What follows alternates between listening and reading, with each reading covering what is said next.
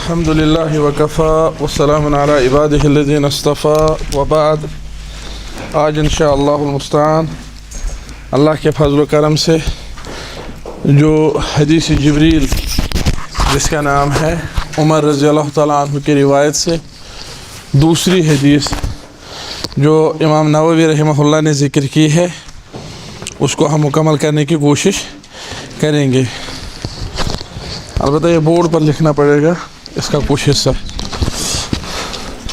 بسم اللہ. پیانوس نا ایسے مؤلف رحمۃ اللہ علیہ فرماتے ہیں الحدیث الاول عن امیر المؤمنین ابی حفص عمر بن الخطاب پہلی حدیث میں، اور دوسری میں فرمایا عن عمرہ. تو اس سے پتہ چلتا ہے کہ مؤلف کا اسلوب کیا ہے، مؤلف کا طریقہ تالیف کیا ہے. جب کسی راوی کا پہلی مرتبہ ذکر کرتے ہیں تو اس وقت ان کا پورا نام اور ان کی کنیت یا ان کی کوئی صفت وہ بیان کرتے ہیں. عن امیر المؤمنین ابی حفص عمر بن الخطاب لمبا نام.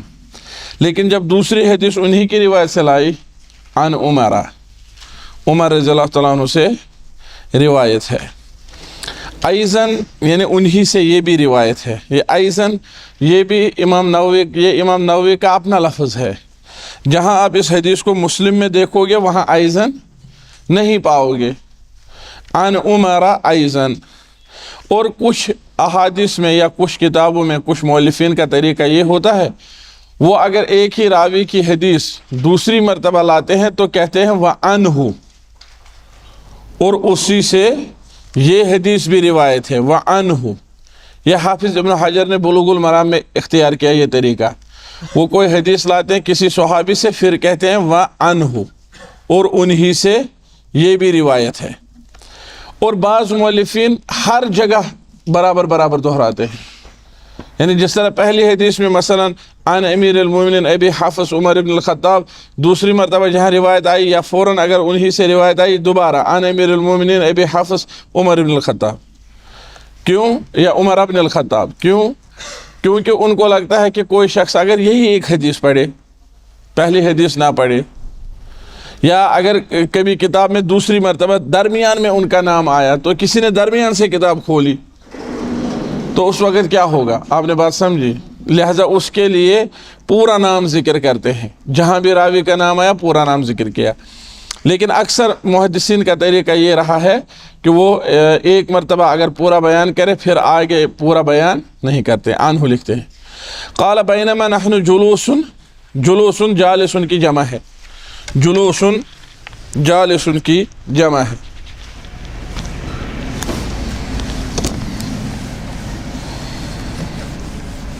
پرمنٹ پین سے لکھا ہے.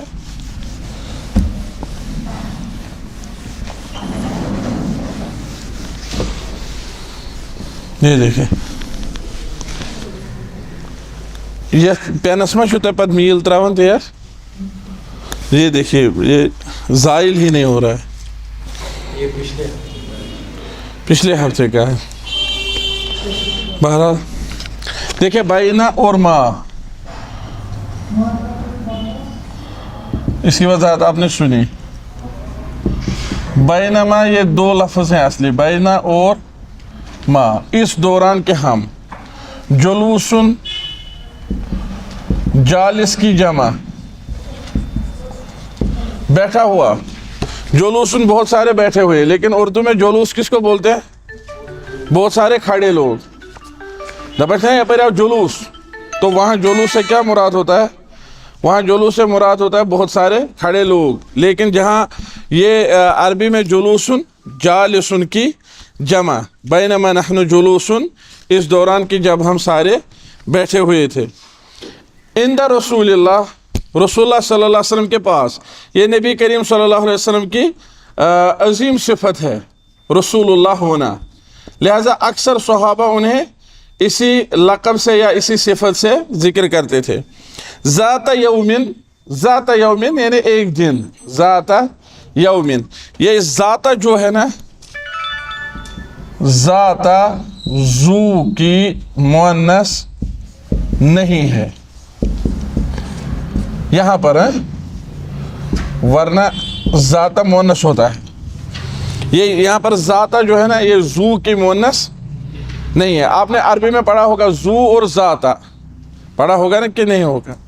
مثلا ذل کف، ہاتھ والا، اگر عورت کو بولا جائے ذات الکف، ہاتھ والی.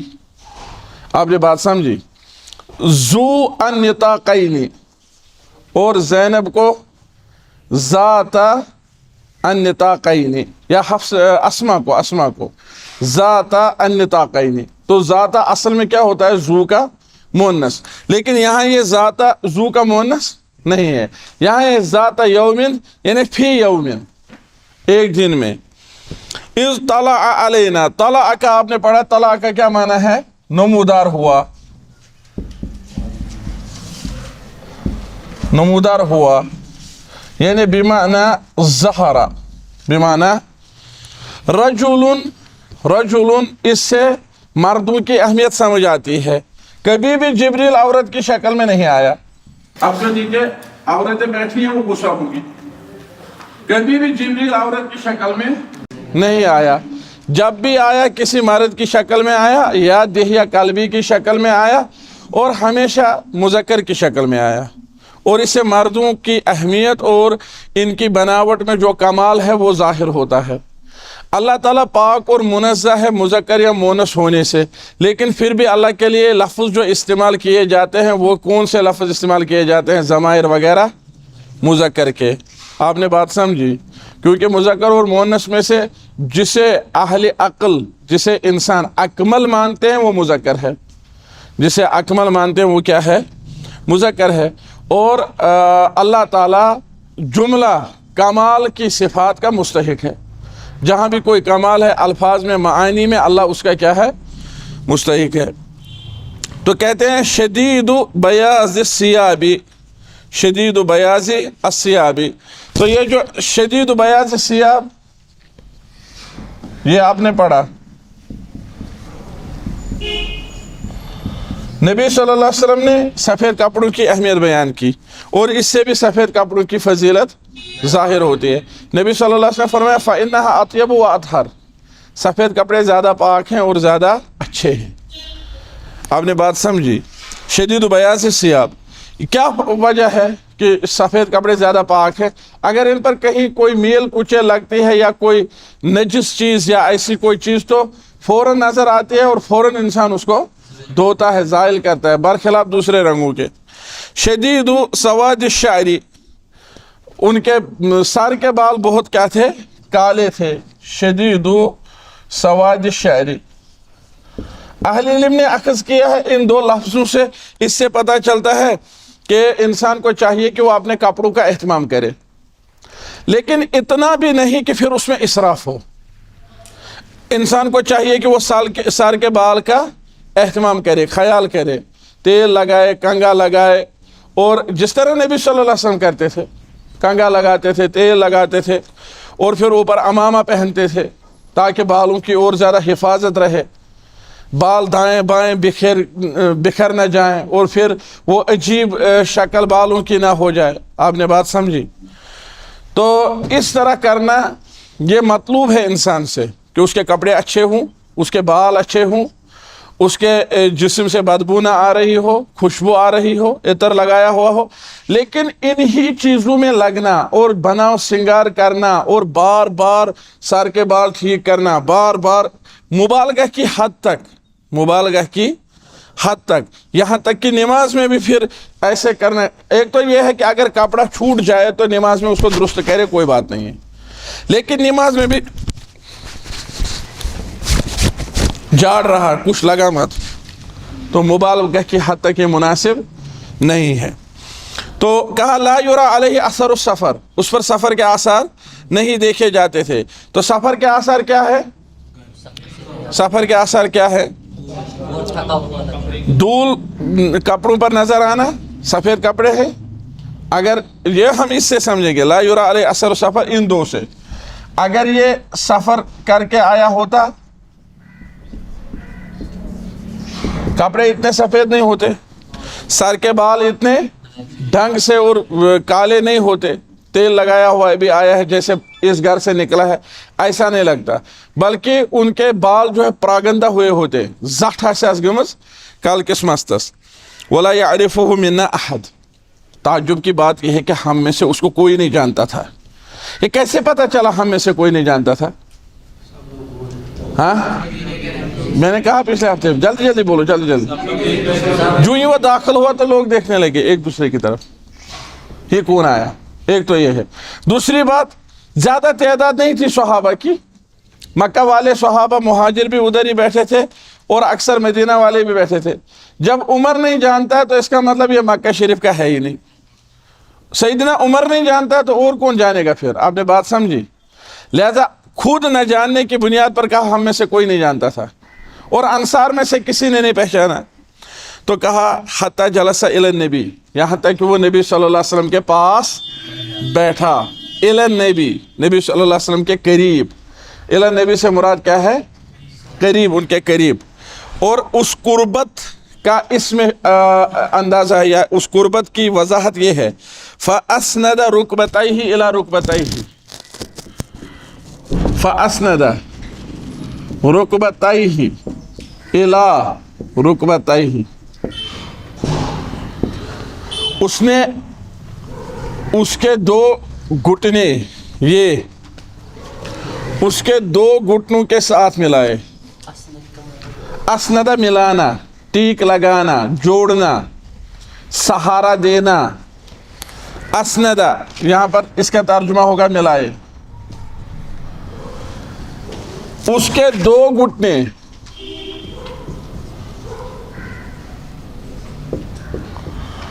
اس کے دو گھٹنے. اب یہاں سے کون مراد ہے اور یہاں سے کون مراد ہے؟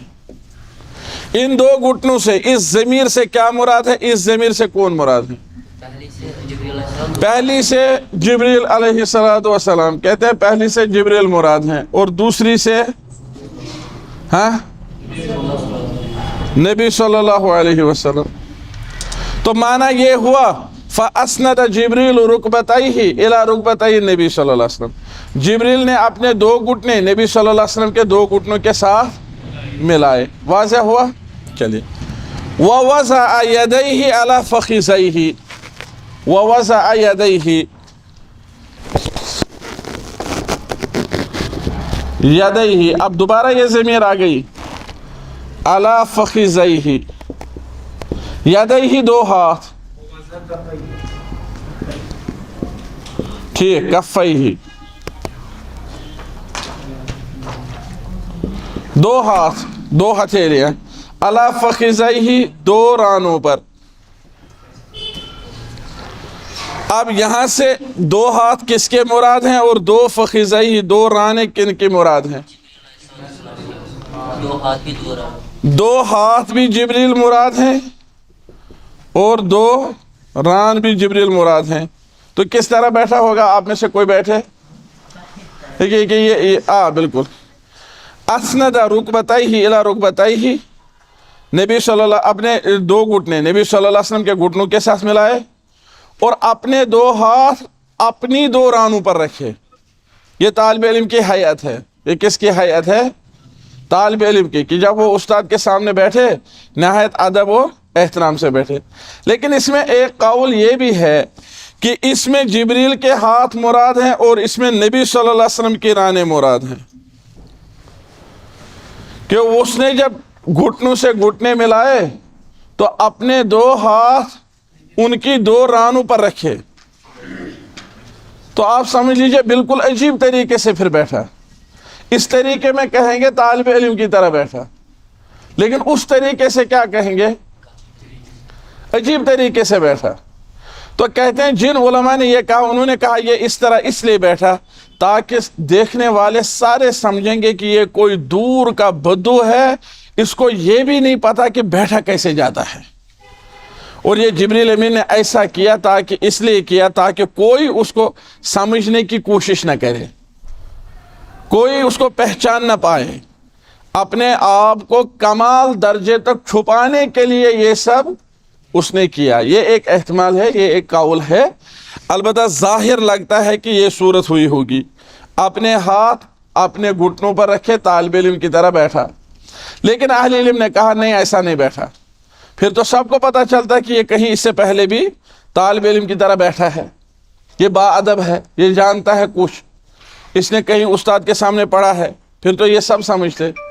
کہا لیکن انہوں نے کوئی ایسی بات نہیں سمجھی, بلکہ وہ اس طرح بیٹھا تاکہ لوگوں کو گمان بھی نہ ہو کہ وہ کس طرح بیٹھا ہے اور وہ طالب علم ہے یا کچھ ہے.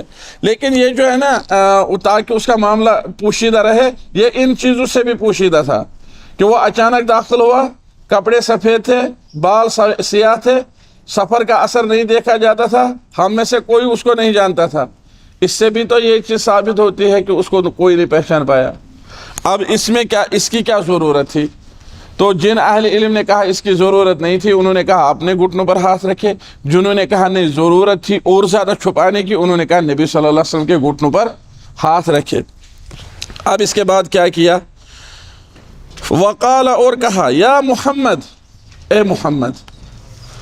اصل تو یہ ہے کہ نبی صلی اللہ علیہ وسلم کو اپنے نام مبارک سے نہ پکارا جائے. ادب یہ ہے کہ ان کو یا رسول اللہ کہا جائے, یا نبی اللہ کہا جائے. لیکن اس نے کیوں کہا یا محمد؟ کہا تاکہ لوگ یہ سمجھیں کہ اس کو نبی صلی اللہ علیہ وسلم کو پکارنے کے آداب بھی پتہ نہیں ہے, یہ بے خبر ہے, یہ کوئی دور کا ہے. آپ نے بات سمجھی؟ وَلَا تَجْعَلُوا دُعَاءَ الرَّسُولِ كَدُعَاءِ بَعْضِكُمْ بَعْضًا. جس طرح آپ ایک دوسرے کو پکارتے ہو نام لے کر کے, اس طرح رسول کو مت پکارو. کیونکہ نبی کریم صلی اللہ علیہ وسلم کا ادب, احترام اور ان کا اعلیٰ مقام, ان کی عالی شان اس چیز کا تقاضا کرتی ہے کہ ان کا نام مبارک لیے بغیر ان کے کسی عظیم صفت سے ان کو پکارا جائے. یا رسول اللہ, یا نبی اللہ, یا حبیب اللہ, یا خلیل اللہ, اس قسم کے الفاظ. اور اکثر صحابہ رسول اللہ لفظ استعمال کرتے تھے, جیسے اس حدیث کے شروع میں ہے وَنَحْنُ جُلُوسٌ عِنْدَ رسول اللہ, ہم بیٹھے تھے رسول اللہ صلی اللہ علیہ وسلم کے پاس. اور ان الذین ینادونک من وراء الحجرات اکثرهم لا یعقلون. وہ جو ایک وہ وفد آیا تھا, یا آپ سمجھ لیجئے کچھ آدمی آئے تھے, تو انہوں نے باہر سے ہی پکارا, حالانکہ ان کا ایک تھوڑا سا عذر بھی تھا.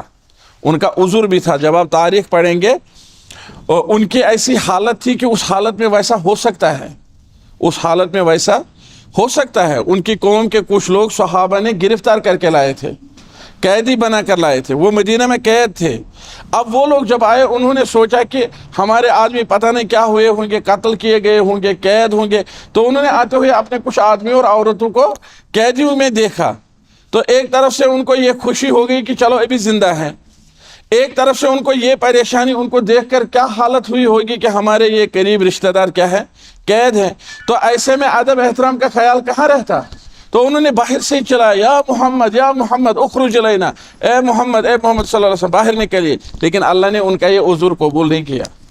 اللہ نے فرمایا آپ لوگوں کی حالت کیسی بھی ہو, لیکن یہ جو آپ محمد کر کے باہر سے چلاتے ہو, چیختے ہو, یہ کم عقلی کی نشانی ہے.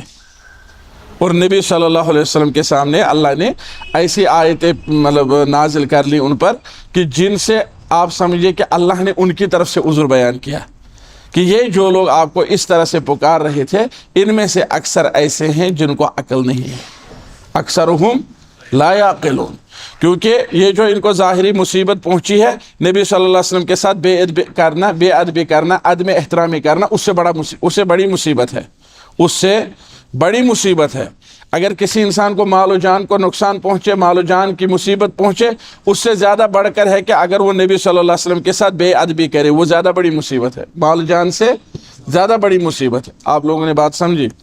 تو کہا یا محمد اخبرنی عن الاسلام, مجھے اسلام کے بارے میں بولیے. اخبرنی عن الاسلام, اسلام کیا ہے؟ اور آپ کو پتہ ہے اسلام دین ہے. اسلام کیا ہے؟ ان الدین عند اللہ الاسلام. اسلام یہ میں ادھر سے لکھتا ہوں, اسلام دین ہے. اور اس دین کے 3 مراتب ہیں. دین کے کتنے؟ 3 مراتب ہیں. پہلا مرتبہ اسلام, پھر دوسرا اور تیسرا. تو اس نے دین کے 3 مراتب کے بارے میں سوال پوچھا ہے. اخبرنی عن الاسلام، مجھے بتائیے اسلام کسے کہتے ہیں؟ تو نبی صلی اللہ علیہ وسلم نے فرمایا الاسلام، فقال رسول اللہ صلی اللہ علیہ وسلم الاسلام ان تشہد ان لا الہ الا اللہ وان محمد رسول اللہ، اسلام یہ ہے کہ آپ گواہی دیں اللہ کے سوا کوئی حقیقی معبود نہیں ہے اور محمد صلی اللہ علیہ وسلم اللہ کے رسول ہے۔ تو یہ طریقہ رہا ہے رسول اللہ صلی اللہ علیہ وسلم کا، اسلاف کا، اور یہی ہے متقدمین علماء کا، کہ جب وہ کسی چیز کی، کسی عبادت وغیرہ کی تعریف بیان کرتے ہیں تو اس کے ارکان ذکر کرنے سے تعریف کرتے ہیں۔ اس کے کس سے تعریف کرتے ہیں؟ نبی صلی اللہ علیہ وسلم نے یہ نہیں فرمایا الاسلام لغتاً کذا و کذا و اصطلاحاً کذا و کذا، اسلام لغتاً یہ ہے، اصطلاحاً یہ، لغتاً اصطلاحاً متاخرین نے ایجاد کیا ہے۔ جب بعد میں بہت سارے لوگ اسلام میں داخل ہو گئے، انہیں سمجھانا پڑا کہ لغت میں اس کا معنی کیا ہے، اصطلاح میں اس کا معنی کیا ہے، تب یہ تعریفیں آئی۔ ورنہ انہوں نے پوچھا اسلام کس کو بولتے ہیں، تو نبی صلی اللہ علیہ وسلم نے اسلام کے ارکان بیان کیے، ان تشہد ان لا الہ الا اللہ وان محمدا رسول اللہ۔ تو یہ ہے تعریف الشیء بارکانہ، کسی چیز کی تعریف کرنا کس سے؟ ارکان سے۔ تعریف الشیء بما یشتمل علیہ، کسی چیز کی تعریف کرنا اس سے جس پر وہ مشتمل ہے۔ تو یہاں یہ لغتاً اور اصطلاحاً تعریف جبریل نہیں پوچھ رہا تھا، ان کو کیا کرنا تھا، لغتاً کس کو بولتے ہیں، اصطلاحاً وہ لغت کا ہی زمانہ تھا۔ آپ نے بات سمجھی؟ فرمایا ان تشہد ان لا الہ الا اللہ، اور شہادتین کو مقدم کیا کیونکہ اسی سے انسان اسلام میں داخل ہوتا ہے۔ پھر فرمایا وتقیم الصلاۃ، یہ کہ آپ نماز پڑھیں، انہی کو مخاطب کیا، اور یہ جواب دینے کا بہتر طریقہ ہے۔ ان کو مخاطب کیا، لیکن یہ سب کے لیے ہے جو بھی اسلام میں داخل ہونا چاہے۔ لیکن ان کو کیوں مخاطب کیا؟ آپ یہ کریں، آپ یہ کریں، آپ یہ کریں، کیونکہ وہ پوچھ رہا ہے اور یہ اسے یاد رکھنے کے لیے زیادہ آسان ہے اور اپنی ذمہ داری سمجھنے کے لیے زیادہ آسان ہے۔ وہ سمجھے گا کہ وہ نبی صلی اللہ علیہ وسلم مجھے کہہ رہے تھے۔ تقیم الصلاۃ، پھر شہادتین کے بعد اعمال سکھائے، دوسرے اعمال۔ اور یہ جو شہادتین ہیں اس میں ضروری ہے کہ زبان سے کہیں، حتی یقولو، ایک حدیث میں آیا ہے مجھے حکم دیا گیا ہے لوگوں کے ساتھ تب تک میں یہ مقابلہ کرتا رہوں، حتی یقولو، یہاں تک کہ وہ نہ کہیں ان لا الہ الا اللہ۔ تو زبان سے کہنا ضروری ہے۔ قولو آمنا باللہ وما انزل الینا، کہو ہم نے اللہ پر ایمان لائے، قولو کا حکم ہے پہلے، قولو کہو۔ تو اگر کوئی کہے مجھے ایمان دل میں ہے، کہنے کی ضرورت نہیں ہے، تو یہ ابو طالب ہے۔ ابو طالب نے کہا، اس کو دل میں تھا ایمان، وہ نبی صلی اللہ علیہ وسلم کو سچا مانتا تھا، عمر بھر ساتھ دیا، لیکن اس کو نبی صلی اللہ علیہ وسلم نے کتنا زیادہ اصرار کیا، زار پار کرہس، ایک مرتبہ زبان سے کہو، نہیں کہا۔ اور اگر کوئی زبان سے کہے دل میں نہ ہو تو عبداللہ بن ابی ہے، جو زبان سے تو مانتا ہے لیکن دل میں، اس میں ضروری ہے زبان سے کہنا، دل میں تصدیق ہونا اور عمل سے ثابت کرنا، عمل سے کیا کرنا؟ ثابت کرنا۔ اور کہا کہ یہ کہ آپ نماز قائم کریں، تقیم الصلاۃ، اور اس سے مراد ہے دن رات کی 5 نمازیں۔ وتؤتی الزکوٰۃ، آپ زکوٰۃ دیں، اس سے مراد ہے فرض زکوٰۃ۔ اس سے کیا مراد ہے؟ فرض زکوٰۃ، جو سال میں ایک مرتبہ ہوتا ہے۔ وتصوم رمضان، اور آپ رمضان کے روزے رکھیں، اور اس سے مراد ہے کون سے روزے؟ فرض روزے جو سال میں ایک مرتبہ ہے۔ وتحج البیت ان استطعت الیہ سبیلا، اور آپ بیت اللہ کا حج کریں اگر آپ کو وہاں پہنچنے کی طاقت ہو، اگر آپ کو وہاں پہنچنے کی طاقت ہو۔ قال صدقت، یہ جو حدیث ہے نا اس میں پہلے آیا ہے تصوم رمضان پھر تحج البیت، تو بہت ساری روایتوں میں ہیں پہلے تحج البیت پھر تصوم رمضان، اور وہ ممکن ہے اس کے بعد والی حدیث میں ہے وہ ترتیب، ہاں وحج البیت وصوم رمضان، اس کے بعد والی جو حدیث ہے اس میں پہلے حج ہے پھر رمضان کا روزہ، اس ایک میں پہلے رمضان کا روزہ پھر حج۔ قال صدقت، انہوں نے کہا جبریل نے آپ نے سچ کہا۔ تو عمر فرماتے ہیں رضی اللہ عنہ فعجبنا لہ، ہمیں تعجب ہوا اس کے لیے، یسألہ ویصدقہ، وہی سوال کر رہا ہے، وہی کہہ رہا ہے آپ نے سچ کہا۔ اگر سوال اس لیے کر رہا ہے کہ اس کو علم نہیں ہے تو پھر کیسے کہا سچ کہا؟ اگر کہا کہ آپ نے سچ کہا کیونکہ اس کو پہلے سے ہی پتا تھا تو پھر کیوں پوچھ رہا ہے؟ اور جس کو پہلے سے ہی پتہ ہو وہ دو وجوہات کی بنیاد پر پوچھ سکتا ہے، یا دو وجوہات کی بنیاد پر پوچھتا ہے۔ نمبر ایک، یا تو اس لیے کہ باقی لوگوں کو بھی پتہ چلے، کسی کو کوئی مسئلہ پتہ ہے، وہ چاہتا ہے کہ یہ عام لوگوں تک پہنچے، تو وہ استاد سے سوال پوچھتا ہے اس نیت سے، اس کو خود پتہ ہوتا ہے، اس نیت سے کہ وہ دوسروں تک بات پہنچائے، تو یہ معلم خیر ہے، ایسا سوال پوچھنے والا استاد ہے۔ اس سوال پوچھنے والے کو نبی صلی اللہ علیہ وسلم نے کیا قرار دیا؟ معلم، کیونکہ جبریل نے سوال پوچھا، کس نیت سے؟ لوگوں تک پہنچے، تو نبی صلی اللہ علیہ وسلم نے فرمایا انہ جبریل اتاکم یعلمکم دینکم، یہ جبریل تھا جو تمہیں دین سکھانے۔ دین کس نے سکھایا؟ رسول اللہ صلی اللہ علیہ وسلم نے، نہ کہ جبریل نے۔ جبریل نے کیا کیا؟ اس میں صرف سوال پوچھا، لیکن چونکہ وہ سبب بنا، اور الوسائل لها احکام المقاصد، یہ فقہ میں معروف قاعدہ ہے کہ وسائل کا حکم وہی ہے جو مقاصد کا حکم ہے۔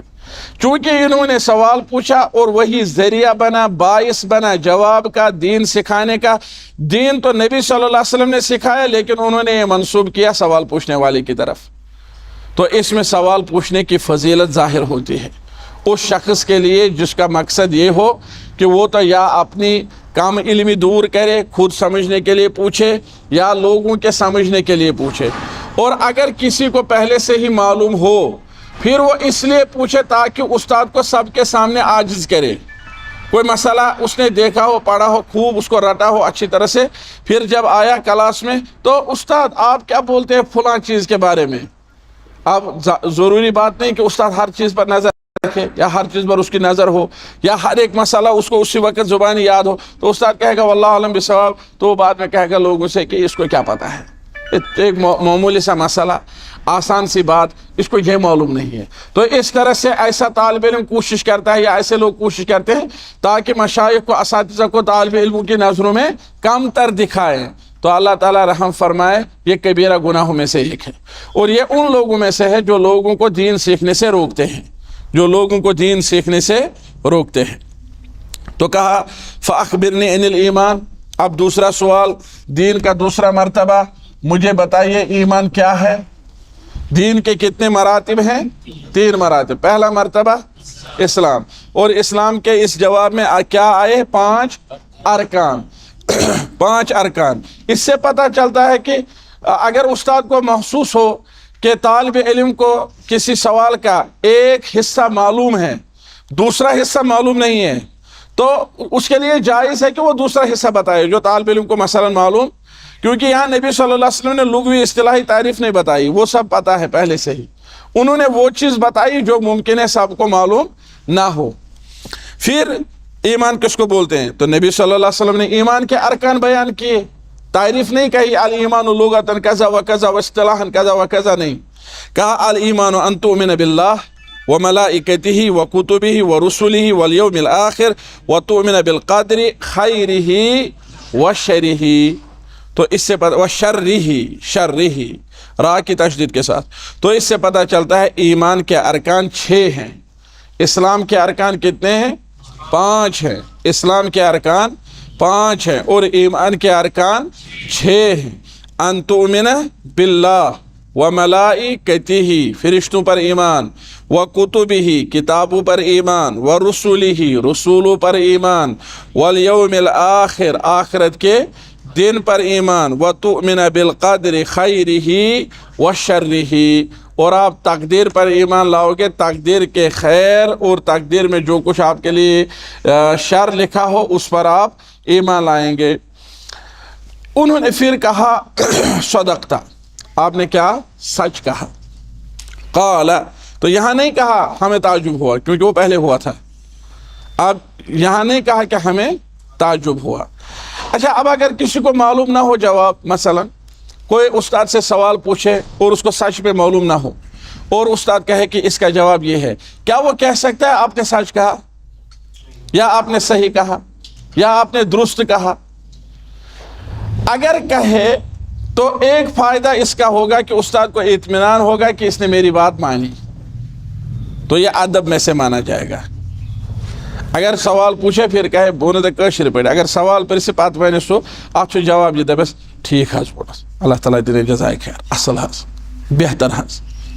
اس سے کیا فائدہ ہوگا؟ ایک فائدہ ہوگا، جواب دینے والے کو یہ اطمینان ہوگا کہ اس نے میری بات سمجھ لی صحیح طریقے سے اور یہ اس پر راضی بھی ہوا، یہ ایک فائدہ ہوگا. ورنہ اس اعتبار سے کہ وہ اس کی کریکشن کرے، اس اعتبار سے یہ درست نہیں ہے. اس اعتبار سے کہے گا کہ آپ نے جو فرمایا میں اس پر عمل کروں گا، یا اس قسم کا کوئی لفظ. اور اس میں ادب یہ ہے کہ اگر کبھی طالب علم اپنے استاد سے سوال پوچھے، اگر پھر اس کو اطمینان بھی نہ ہو، اطمینان بھی، تو وہ اس کے منہ پر حجت نہ کرے، جھگڑا نہ کرے. اگر اس کو لگا کہ نہیں میں اس پر مطمئن نہیں ہوا، خاموشی بہترین طریقہ ہے. خاموشی. اگر وہ کسی اور سے جواب پوچھنا چاہتا ہو، کسی اور سے پوچھے، تو اس ایک نے تھوڑی اس کی زبان کنٹرول میں رکھی ہے کہ آپ کسی سے نہیں پوچھنا، کسی اور سے پوچھے. لیکن اس کو کیوں ناراض کرے؟ آپ نے بات سمجھی؟ اب آپ ابھی پوچھیں گے کہ اس کے ناراض ہونے سے کیا نقصان ہوگا، پوچھ سکتے ہیں نا، وہ میں بتاؤں گا. اگر وہ اس کے جواب سے مطمئن نہیں ہوا، اسے چاہیے کہ وہ باہر جا کر کسی اور سے پوچھے. آپ نے بات سمجھی؟ لیکن اس کو بھی ناراض نہ کرے. یا اگر کسی اور نے اس کو پہلے ہی جواب دیا ہے، اب اس نے دوسرے سے پوچھا تھا، اب وہ پہلے ہی والے جواب پر مطمئن ہے، تو اس کو چاہیے کہ وہ اسی پر عمل کرے. لیکن اس کے ساتھ کیوں جھگڑا کرے گا؟ اب اس کے ساتھ جھگڑا کرنے اور اسے کو ناراض کرنے کا کیا نقصان ہے؟ یا اگر دوسرے کے جواب سے مطمئن ہوا، پھر پہلے کو فون کرے، نہیں جی آپ نے ایسا جواب دیا تھا، فلاں نے کہا وہ جواب صحیح نہیں ہے، اب میں اسی کے اس جواب پر مطمئن ہوں کیونکہ آپ کے جواب پر میں مطمئن نہیں ہوا. ایسا ادب نہیں ہے. اس سے کیا نقصان ہوگا؟ نقصان یہ ہوگا کہ آئندہ کوئی ایسا جواب، کوئی ایسا نقطہ ہوگا جو اس دوسرے استاد کے پاس ہوگا، پہلے والے کے پاس نہیں ہوگا. جب آپ اس سے پوچھنے آئیں گے تو یہ پہلے ہی آپ کے بارے میں بدظن ہوا ہوگا، تو ممکن ہے یہ آپ کو اپنے علم سے محروم کر دے گا، کیونکہ آپ کا اس پر کوئی قابو نہیں ہے. کہے گا آپ دوسروں سے پوچھئے، میں اس سے واقف نہیں ہوں، یا مجھے اس میں پتہ نہیں، یا کوئی بھی وہ عذر پیش کرے گا. کہے گا آپ میرے جواب سے مطمئن نہیں ہوں گے، آپ کسی اور سے پوچھیں. کل اگر آپ اس کے پاس کچھ پڑھنے آئیں گے تو ممکن ہے آپ کو اپنی مجلس سے نکال دے گا کہ آپ میرے پاس نہ پڑھیں، بہتر ہوگا. آپ نے بات سمجھی؟ یا پہلا والا ایسا کرے گا. تو بہتر یہ ہے کہ طالب علم کے لیے جو ادب ہے، اگر سوال پوچھا مطمئن ہوا تو ٹھیک، مطمئن نہیں ہوا تو منہ پر جھگڑا نہیں کرنا چاہیے. اور اس کی ایک بدترین شکل یہ ہے کہ اگر آپ کسی سے سوال پوچھتے ہیں، پھر وہ کہے کہ اس کا جواب یہ ہے، تو آپ کہیں گے نہیں جی فلاں تو ایسا کہتے ہیں. بھائی اگر آپ کو پہلے ہی فلاں کا پتہ ہے تو اس پر آپ نے عمل کیوں نہیں کیا؟ اب آپ لڑا رہے ہیں دو آدمیوں کو. آپ نے بات سمجھی؟ اب آپ لڑا رہے ہیں کتنے لوگوں کو؟ دو لوگوں کو. یا آپ کہیں گے کہ آپ کے استاد فلاں ہیں، انہوں نے ایسا کہا. اگر پہلے ہی ان کے اس قول پر آپ کو نظر تھی، اس پر عمل کرنا تھا. تو جتنے لوگوں سے آپ پوچھیں گے اتنے آپ پریشان ہو جائیں گے، کیونکہ ہر ایک کا علم ایک جیسا نہیں ہے. آپ نے کسی ایک سے پوچھا، دلائل پر آپ مطمئن ہوئے، اس پر عمل کیا، والحمدللہ معاملہ مکمل. لیکن اگر آپ کسی سے پوچھ رہے ہیں، ان سے پہلے آپ نے کسی سے پوچھا ہے، ایک تو یہ غلطی ہے. اب اگر کسی سے پوچھا، انہوں نے کوئی جواب دیا، تو آپ ان کو آپس میں نہ ٹکرائیں. اب یہ کہے گا کہ میں نے جو جواب دیا وہی صحیح ہے، آپ جائیں گے پہلے والے کے پاس، اس نے کہا میں نے جو جواب دیا وہی صحیح ہے. تو اس طرح سے آپس میں نفرتیں اور قدورتیں جنم لیتی ہیں. بہت سارے لوگوں کو ہم نے دیکھا جنہوں نے سوال پوچھا، پھر کہا یہ سوال ہم نے فلاں سے 3-4 لوگوں سے پوچھا ہے. اور اسی سے بعض لوگ کہتے ہیں کہ علماء کو آپس میں اتفاق نہیں ہے. بعض لوگ پھر الگ الگ چیزیں بتاتے ہیں. تو اصلاً یہ اس طرح کے پوچھنے کا طریقہ ہی کیا ہے؟ غلط ہے. یہ طریقہ صحیح نہیں ہے. اور اب اگر کسی سے پوچھا ہے تو آپس میں نہ لڑائیں. آپ کو جن کی دلیل صحیح لگے ان پر عمل کریں. اور بہت سارے مسائل وللہ الحمد ایسے ہیں جن پر اتفاق ہے. یہ کہیں کہیں ہوتا ہے جہاں کوئی اختلاف ہو. تو اسی طرح انہوں نے کہا اخبرنی عن الاحسان. یہ دین کے مراتب میں سے تیسرا مرتبہ ہے احسان. اسلام بنیادی مرتبہ ہے، ابتدائی، اسی سے انسان دین میں داخل ہوتا ہے. پھر یہ ترقی کا مرتبہ ہے. دیکھیں یہ ابتدائی مرتبہ ہے، بالکل بنیادی. یہ ترقی کا مرتبہ ہے اور یہ کمال کا مرتبہ ہے. آپ نے کوئی چیز شروع کی، اس میں ترقی کی، پھر اس میں کمال تک پہنچے. اسلام کے ارکان 5 ہیں ارکان ایمان کے ارکان، اور احسان کا ارکان 1 یا 2، 5 6 اور یہ 1، اور بعض علماء کہتے ہیں نہیں 2۔ شروع ہوا کم تعداد سے، درمیان میں آیا تو بہت زیادہ تعداد، دریا کی طرح شروع ہوا، اس طرح بیچ میں اچھال، آخر پر پھر نیچے۔ شروع ہوا 5 ارکان سے، بیچ میں پہنچا تو 6 ارکان، بہت اونچی لیول ہے، اور آخر پر پہنچا تو 1 رکن، ان تعبد اللہ کأنک تراہ، آپ اللہ کی عبادت اس طرح کرے اتنے خشوع خضوع سے جیسے آپ اللہ کو دیکھ رہے ہیں۔ یہ نہیں کہ جسم مسجد میں اور دل بازار میں ہے، دل کسی اسکول میں ہے، کسی اور جگہ ہے، نہیں، آپ نماز پڑھ رہے ہیں، عبادت کر رہے ہیں، کوئی بھی کام، روزہ رکھ رہے ہیں، صدقہ کر رہے ہیں، کوئی بھی عبادت کأنک تراہ۔ یہ صرف نماز ہی نہیں ہے، میں نے بہت سارے لوگوں کو سنا ہے وہ کہہ رہے ہیں نماز پڑھو اس طرح جیسے اللہ کو دیکھ رہے ہو، نہیں، ان تعبد اللہ، جو بھی عبادت ہو، ہر ایک عبادت میں آپ اللہ کی مراقبت، اللہ کو جیسے آپ دیکھ رہے ہیں، اتنی پختہ مراقبت کی جیسے آپ اللہ کو دیکھ رہے ہیں۔ فَإِن لَمْ تَكُنْ تَرَاهُ فَإِنَّهُ يَرَاكَ، اگر اتنا بڑا مرتبہ نہیں ہے تو کم از کم یہ دھیان رکھو کہ جب بھی آپ کوئی عبادت کرو گے تو اللہ آپ کو دیکھ رہا ہے کسی بھی کام میں۔ قال فَأَخْبِرْنِي عَنِ السَّاعَةِ، آپ پوچھا اب قیامت کے بارے میں بتائیے، یہ اس موضوع سے الگ ہے، یہ سوال ہے، یہ سوال ہے دین کے بارے میں، اور یہ سوال ہے قیامت کا سوال، یہ ہے اس دین پر چلنے کے جو فوائد ہوں گے وہ کب حاصل ہوں گے، اس دین کی مخالفت کرنے کا جو نقصان ہوگا اس کا بدلہ کب لینا ہے۔ آپ نے بات سمجھی؟ آپ نے کہا اسلام کے 5 ارکان ہیں، ایمان کے 6 ہیں، احسان کے 2 ہیں، اگر میں اس پر عمل کروں تو اس کا مجھے بدلہ کب ملے گا، اگر اس پر عمل نہ کروں تو اس کا مجھے نقصان کب ملے گا۔ اخبرنی عن الساعہ، ساعہ کو اس لیے ساعہ کہتے ہیں کیونکہ وہ فوراً آئے گی، اچانک، اور ساعہ کہتے ہیں ایک گھڑی کو، فوراً جو واقع ہو۔ تو کہا قیامت کے بارے میں بولیے، تو نبی صلی اللہ علیہ وسلم نے فرمایا مل مسئول عنہا بعلم من السائل، اس کے بارے میں جس سے پوچھا جا رہا ہے وہ پوچھنے والے سے زیادہ خبردار نہیں ہے۔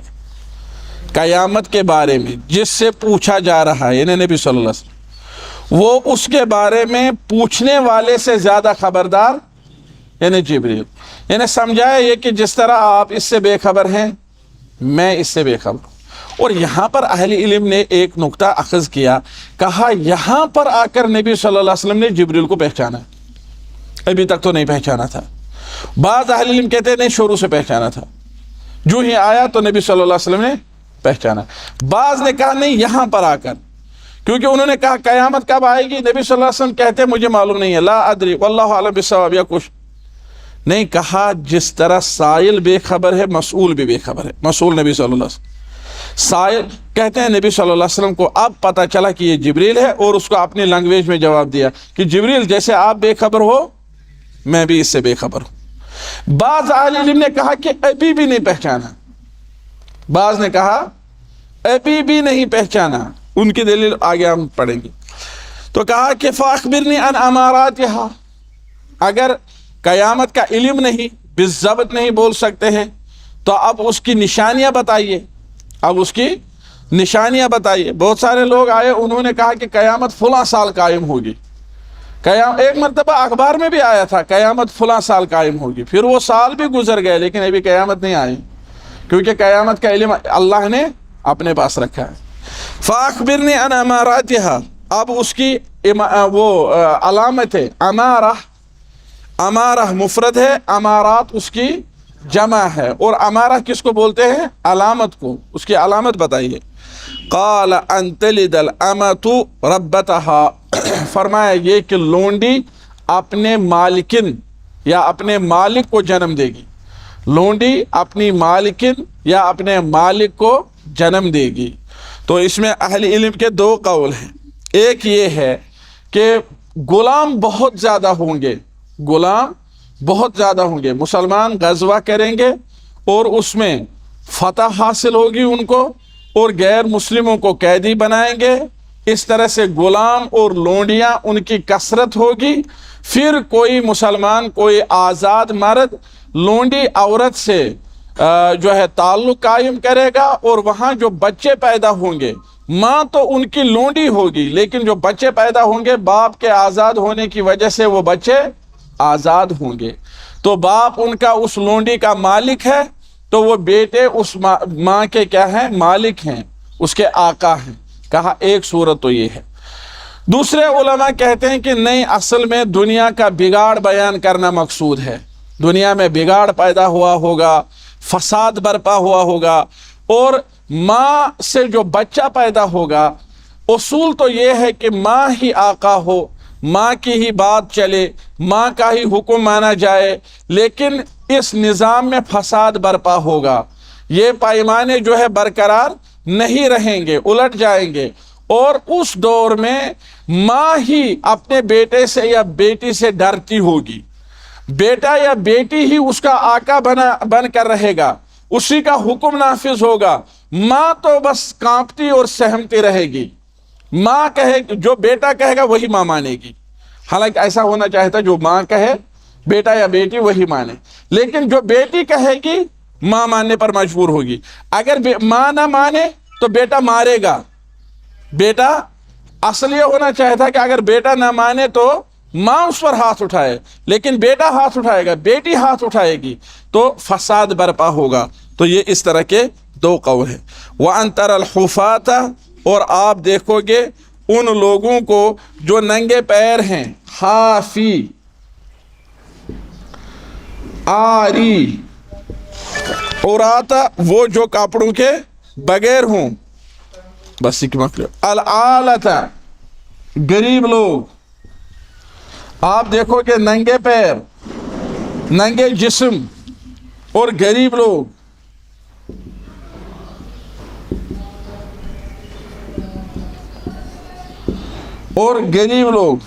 اعلی، مسکین، فقیر، ان کو دیکھو گے۔ رعاء الشاہ، جو بکریاں چراتے تھے، یتطاولون فی البنیان، وہ اونچی اونچی بلڈنگیں بنائیں گے۔ آپ دیکھیں اس میں کیا ہے، نبی صلی اللہ علیہ وسلم کے الفاظ میں کیا حکمت ہے اور کیا بلاغت ہے۔ یہ نہیں فرمایا کہ وہ کشادہ بلڈنگیں بنائیں گے۔ اور آج کل دنیا میں دیکھیے کہ جو اس قسم کے لوگ ہیں، جو کل تک بکریاں چراتے تھے، جو ننگے پیر تھے، جو ننگے سر تھے، جن کے جسم پر کپڑے نہیں تھے، آج وہ ٹاور بنا رہے ہیں، سب سے اونچی بلڈنگیں، سب سے اونچی بلڈنگیں۔ تو کہا کہ یتطاولون فی البنیان، اور واقعی یہ جو علامتیں ہیں یہ آج دیکھی جا رہی ہیں۔ ماؤں پر کن کا حکم چلتا ہے؟ بیٹوں اور بیٹیوں کا۔